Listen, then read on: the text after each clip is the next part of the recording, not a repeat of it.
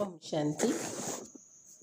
सुनते हैं आज 10 जून के बाबा के मधुर महावाक्य। आज की मुरली में बाबा ने हमें बताए, शिव बाबा आए हैं हमें वर्षा देने।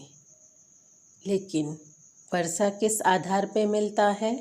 पढ़ाई के आधार पर।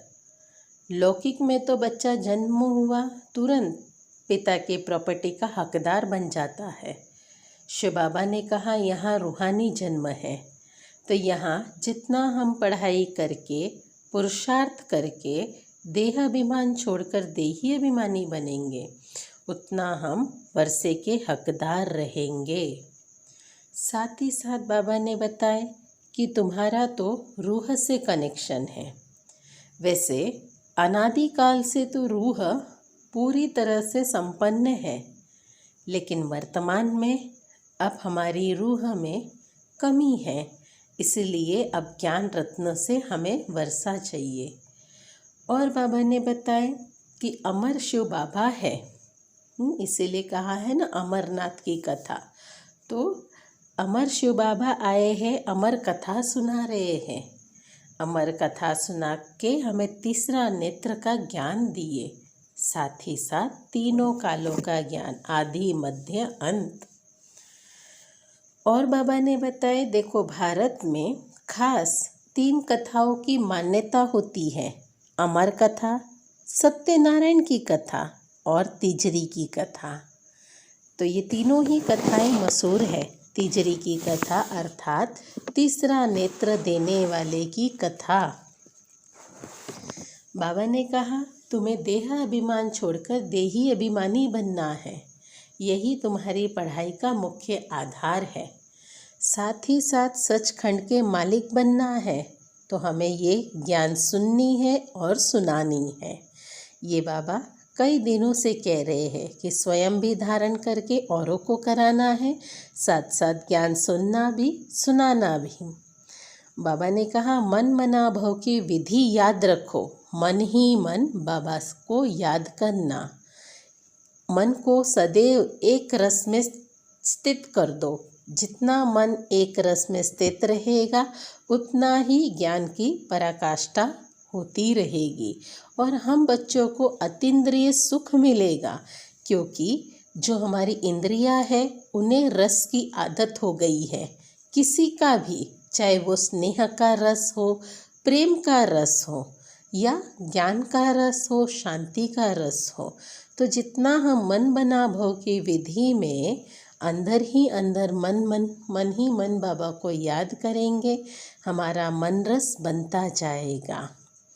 और बाबा ने कहा सच्ची सेवा करनी है तो खुशी से, तब उसे खुशी का अनुभव होगा। आज मातेश्वरी जी के महावाक्य में मम्मा ने बताए, हर चीज़ का देखो अपना अपना नियम होता है।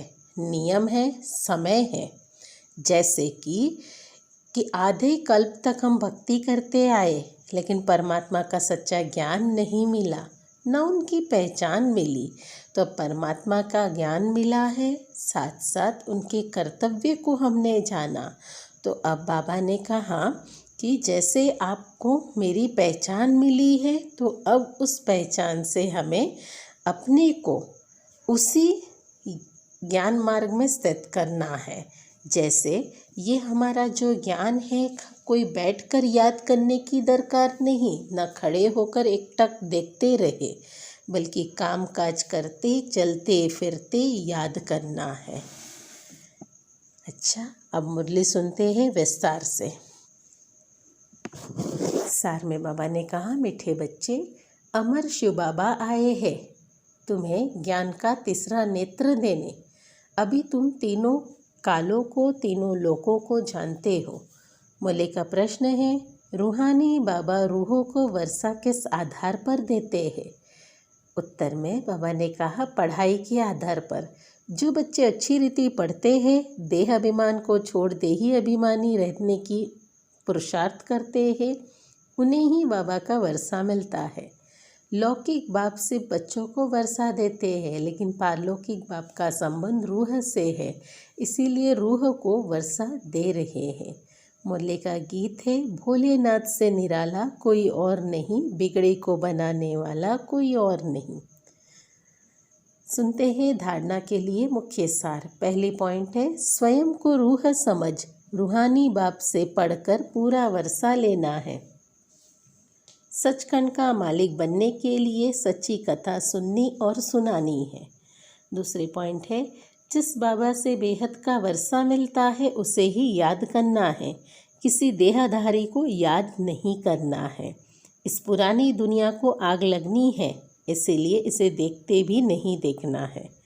आज का मीठा वरदान है, मन मना भव के विधि द्वारा मन रस की स्थिति का अनुभव करने और कराने वाले सर्व बंधन मुक्त भव।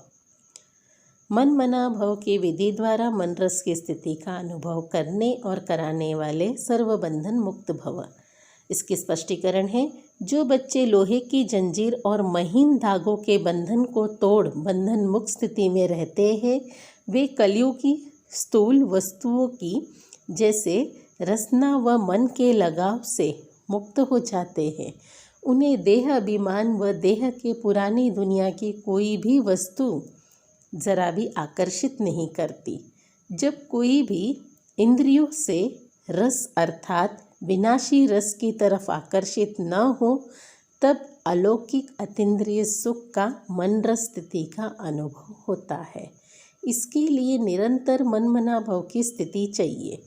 आज का स्लोगन है, सच्ची सेवा वह है जिसमें सर्व की दुआओं के साथ खुशी की अनुभूति हो। सच्ची सेवा वह हो जिसमें सर्व की दुआओं के साथ खुशी का अनुभूति हो। अच्छा, ओम शांति।